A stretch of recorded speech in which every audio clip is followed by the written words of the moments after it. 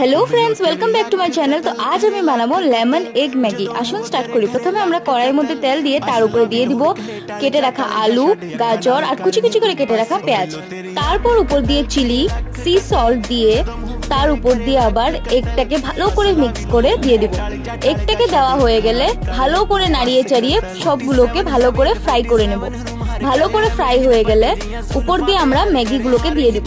Maggi দেওয়ার পর উপর দিয়ে জল দিয়ে দিব পরিমাণ মতন, আর দিয়ে ভালো করে নাড়াচাড়া করে নেব।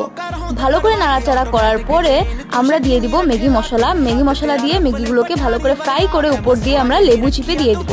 অল্প সময়ের জন্য স্টিমে রেখে স্টিম উঠিয়ে অল্প একটু নাড়াচাড়া করে বাস গরম গরম আমরা সার্ভ করব লেমন এগ ম্যাগি। আপনারা ঘরে ট্রাই করবেন এন্ড অবশ্যই কমেন্ট করে জানাবেন কিরকম লেগেছে। এরকম সিম্পল এন্ড টেস্টি রেসিপির জন্য like, share and subscribe to my channel. দেখা হচ্ছে নেক্সট ভিডিওতে। বাই।